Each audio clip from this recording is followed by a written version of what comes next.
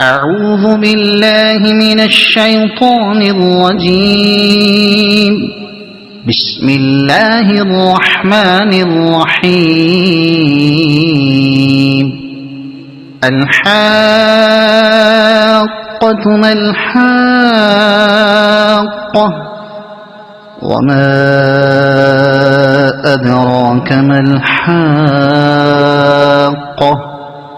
كذبت ثمود وعاد بالقارعة فأما ثمود فأهلكوا بالطاغية وأما عاد فأهلكوا بريح صرصر عاتية سخرها عليهم 7 ليال و8 أيام حسوما فترى القوم فيها صرعا كأنهم أعجاز نخل خاوية فهل ترى لهم من باقية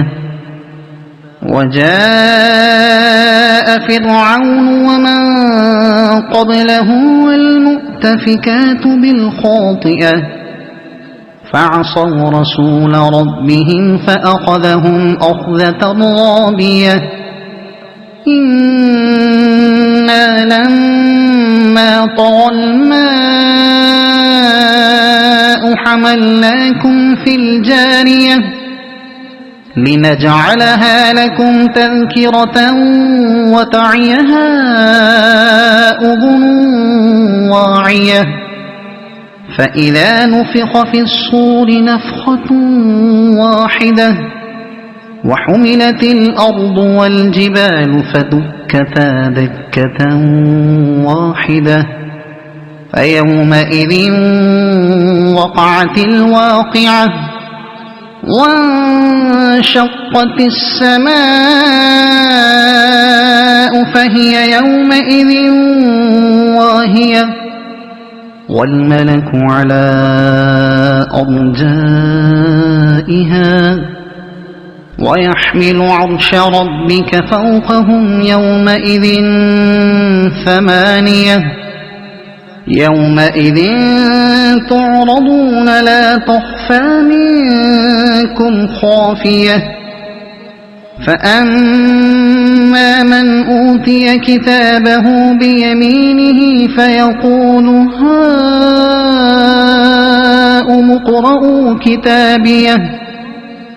إني ظننت أني ملاق حسابيه فهو في عيشة راضية في جنة عالية قطوفها دانية كلوا واشربوا هنيئا بما أسلفتم في الأيام الخالية وأما من أوتي كتابه بشماله فيقول يا ليتني لم أوت كتابيه ولم أدر ما حسابيه يا ليتها كانت القاضية ما أغنى عني ماليه هلك عني سلطانيه خذوه فغلوه ثم الجحيم صلوه ثم في سلسلة ذرعها 70 ذراعا فاسلكوه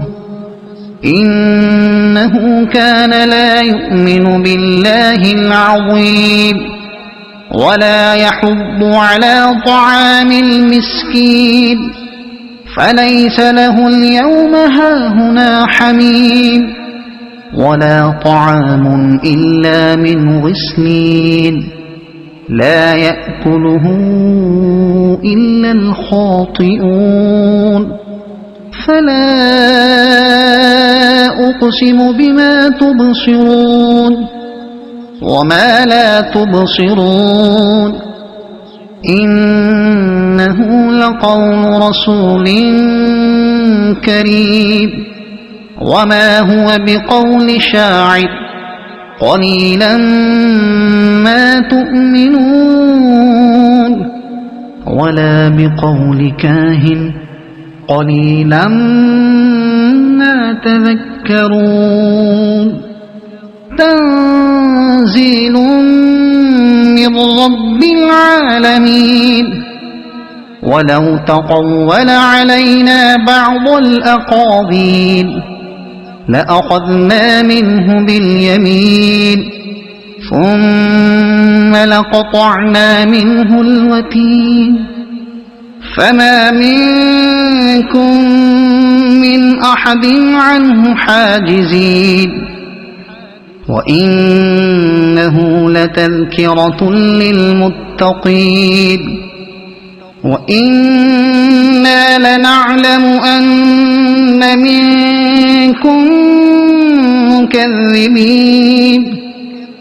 وإنه لحسرة على الكافرين وإنه لحق اليقين فسبح باسم ربك العظيم